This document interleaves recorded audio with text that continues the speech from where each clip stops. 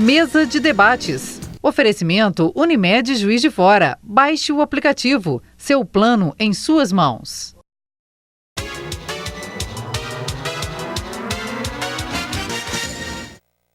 Estamos de volta para esse que é o segundo bloco do programa de hoje. Nilson. Professora Tatiana, fazendo as palavras do Abrão, eu também fiquei impressionado assim, que você, embora seja do ramo, é do ramo da comunicação, mas normalmente as pessoas, quando estão de frente para um microfone, para a televisão, a pessoa dá uma certa balançada, né? E você não, você está aqui com assim, traçando para a gente esse projeto, o esclarecimento, de uma forma assim, muito cristalina, de forma que qualquer um de nós conseguimos entender isso de uma forma muito clara. Que bom. Então isso é muito bom. Eu queria lhe perguntar o seguinte, aproveitando essa oportunidade, você disse que conseguiu, através, às vezes, da internet, cooptar algumas mulheres interessadas em participar desse programa, através de um questionário adaptado para esse assunto. Neste caso, aquelas pessoas que estão tomando conhecimento agora, ou que vierem tomar conhecimento, elas têm condições de ainda participar disso? Existe uma turma fechada ou ela pode participar a qualquer momento? Todas são bem-vindas, e sempre. Esse projeto ele vai até o final do ano, e a ideia é justamente que a gente crie um grupo, mas esse grupo ele é um grupo aberto. Então podem entrar como podem sair membros ao longo do tempo. Eu acho difícil sair, porque geralmente as mulheres que participam, elas se encantam realmente com a proposta. A gente teve apenas um encontro até hoje, que hoje foi o primeiro desse grupo especificamente. Ele vai acontecer quinzenalmente das 9 às 11 horas da manhã nas segundas-feiras. Então a gente teve hoje, dia 6 de maio, a gente vai ter mais um encontro e por aí vai. E então todas as mulheres estão super convidadas para participar, para assistir, lembrando que é gratuito. Acho que todas... Você tem um número, não tem assim um número máximo, porque também não dá para você sim. atender muitas. Muitas mulheres falam que vão, acaba que não vão, então acontece muito também de poucas assumem realmente o compromisso de ir, mas geralmente a gente faz um grupo com uma média de 15 mulheres. Mas, hoje, por exemplo, se chegar a 15 e começar a haver demanda, você pode abrir outro grupo. Exatamente, a gente abre outro grupo. A ideia é que a gente trabalhe com grupos relativamente pequenos, de 5 a 15 mulheres, porque aí a gente consegue criar um ambiente intimista também para que elas se sintam à vontade para falar. Lembrando que todas são bem-vindas, especialmente as que sofreram algum tipo de violência. Mas se outras mulheres quiserem participar também, até para conhecer o projeto, elas também podem participar. Inclusive, eu espero que, hoje em dia, as pessoas... eu acho que eu, enquanto professora, eu tenho um papel não só com quem é meu aluno, eu tenho um papel social muito grande. E eu quero que as pessoas conheçam a biblioterapia, procurem se informar e, quem sabe, criem os seus próprios grupos. Quem é da área da saúde, da enfermagem e gosta de leitura, por que não desenvolver um grupo num hospital ou então com crianças de uma comunidade? A gente pode fazer aí biblioterapia de diversos tipos, então que fica também o conselho para que as pessoas procurem mais, se informem mais sobre a biblioterapia e possam desenvolver projetos paralelos a esse, porque é algo que é bom para todo mundo. Então, eu acho que é uma sementinha que eu quero que germine por toda a cidade. Esse projeto ele é pioneiro aqui na cidade, por parte de você, na Estácio, é isso mesmo? Isso. Tem grupos de biblioterapia feitos por psicólogas e por outras pessoas que fazem na cidade com outros nomes. Então a gente vê muitas vezes roda de conversa, roda de leitura.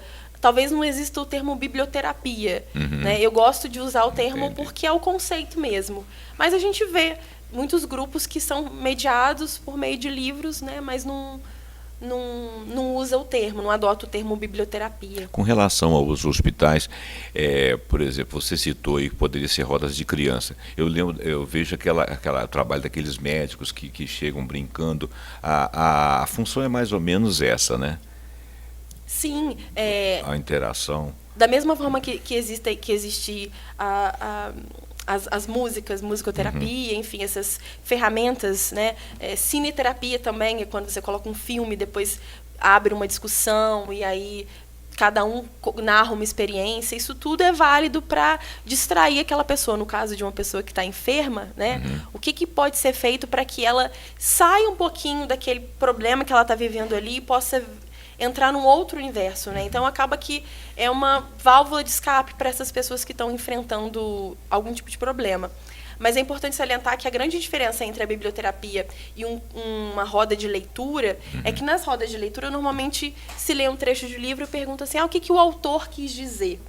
No caso da biblioterapia o que você sentiu quando você leu isso, né? Como que o autor conseguiu traduzir um sentimento que você tem ou que você poderia dizer para alguém aquilo, porque muitas vezes a gente não consegue traduzir em palavras o que a gente sente, e aí o autor consegue fazer isso.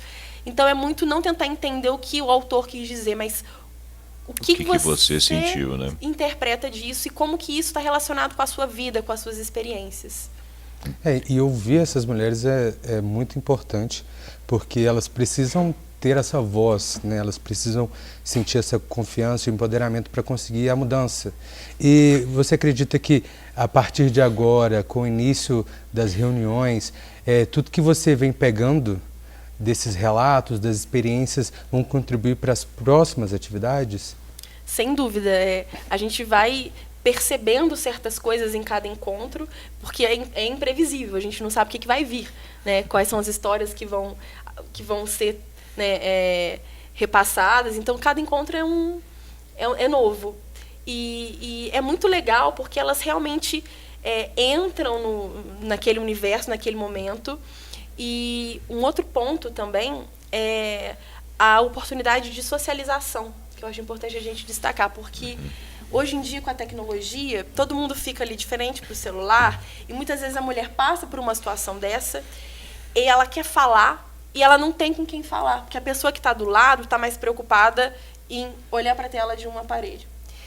E aí, quando a gente cria uma roda, um ambiente com essas mulheres que têm algo a dizer, e elas encontram mulheres que estão vivendo os mesmos problemas que elas se sentem muito mais à vontade para falar. Elas se identificam com as outras. Então, além de tudo, existe esse momento para socializar, para fazer novas amizades, para olhar no olho do outro, né, que falta tanto hoje. Cria aquele comprometimento, aquela sinergia, né? Engraçado que você está falando a questão do papel da leitura, como é importante, né? Eu estou pensando aqui, por exemplo, em casos de pessoas adoecidas em hospitais, que tem muita coisa em comum, né? E não se comunicam, às vezes ficam ali jogadas como se fosse um carro estragado, né? Idosos que às vezes ficam jogados em casas e que não tem ninguém que os reúna, que faça uma conversa, ou que traga um assunto que seja um assunto do dia a dia e que eles possam estar interagindo com uma realidade mais próxima, né? Porque fica parecendo que para o idoso tudo é passado, então que ele não divisa o presente e nem divisa o futuro, ele perdeu o futuro. É interessante como a leitura é central nas nossas vidas. Existe algum autor, algum ideólogo dessa biblioterapia, ou isso é uma criação de vocês ou de um grupo de pessoas? Como é que surgiu isso aí? A biblioterapia ela surgiu no começo do século XX, na Europa, e muitos já praticam, né, muitos psicólogos já fazem esse uso da indicação do livro, ou já fazem esse tipo de encontro, mas que não entendem que é uma ciência, não veem como uma ciência. Agora que está sistematizando, vamos dizer assim. Exatamente. Eu acho que o mundo, do jeito que a gente está hoje, a gente vive num mundo doente. Então, a necessidade por tratamentos fazem a gente conhecer essas ferramentas que auxiliam, né, a gente a trabalhar o bem-estar, a qualidade de vida. Outro dia um autor, um cara até da internet, estava dizendo o seguinte, que nós somos uma sociedade, um conjunto de eus, porque nós somos muito individualizados, inclusive pela ferramenta né? Você está em contato com todo mundo, mas é só você que está ali. E na leitura em conjunto, você está trocando olhares. Então você deixou de ser um eu em separado e passou a ser um eu conjunto. Muito interessante essa terapia, parece que conduz a isso, né? E ajuda a desenvolver também, né? Porque, por exemplo, você pega um grupo, né, que tem várias pessoas de vários, né, níveis de entendimento sobre determinados assuntos, E de tendência. e a partir do momento que eles vão interagindo ali, né, trocando ideia, quer dizer, você aproxima mais e faz com que a pessoa saia dali bastante enriquecida. É porque no caso da agressão da mulher, por exemplo, ela não é um patrimônio de uma classe inferior, uma classe superior a ela, e ali vão se juntar todos que têm aquele problema, né? Não necessariamente uma pessoa mais bem posicionada, às vezes uma pessoa que tem mais leitura, outra tem menos leitura, elas vão interagir ali independente das suas condições sociais. Muito bacana esse projeto, viu? Eu até com vontade de fazer um. Você está convidado para participar de uma das rodas. Okay. Eu acho que a gente vive uma imposição social que acaba deixando esse problema mais evidente ou fazendo com que ele se perpetue, porque a gente tem um hábito de que as relações, os problemas, eles se resolvem em casa e as pessoas não podem interferir, briga de marido e mulher não se mete a colher, então acaba até que... na hora da morte, né? A comunidade, às vezes, ela se sente... sem o poder de agir no momento de uma agressão. Como que essas questões são discutidas ou serão discutidas, né, no projeto de vocês, para que as mulheres se ajudem, para que possam pedir ajuda realmente? Bom, inicialmente, a gente não entra com assunto à tona, né? Inclusive, até seguindo normas da própria psicologia, a gente começa com temas mais livres, mais rasos, conhecendo mais o perfil das participantes. Existem umas que são mais, né, se sentem mais à vontade no começo e já se abrem, outras são mais fechadas, vão se abrindo ao longo do tempo. Então a gente começa trabalhando temas mais genéricos e aí ao longo do processo a gente vai aprofundando essas questões. Então é tudo com muita calma e a gente vai entrando, né, vai tocando nos pontos, já que são vários tipos de violência, né? A gente tem no grupo de hoje, eu percebi a diversidade. Tem mulheres que sofreram violência sexual, outras verbal, outras física. Então, elas têm algo em comum, mas sofreram de formas diferentes. E acaba que uma aprende também com a dor da outra, né? De certo modo, elas se complementam, né? Então, tem a identificação com a dor do outro e também complementar, se solidarizar também com a dor do outro. E isso elas fazem muito, a coisa da sororidade feminina, né? Juntas somos mais fortes. E nesses momentos, essa é uma das oportunidades que a gente tem de mostrar essa força, né? Muito bem. Eu fico muito feliz, já que eu fui o único que ainda não parabenizei, né, você pela fala, mas eu acredito que você fala muito bem porque você criou e você acredita muito nesse projeto, mas por esse trabalho, né, de contribuição social, assim, para a melhoria da comunidade, para ajudar essas mulheres, né, para que elas se sintam apoiadas. Então, obrigado. Vou pausar a nossa conversa mais uma vez rapidinho. A gente vai para mais um rápido intervalo, último, e já voltamos.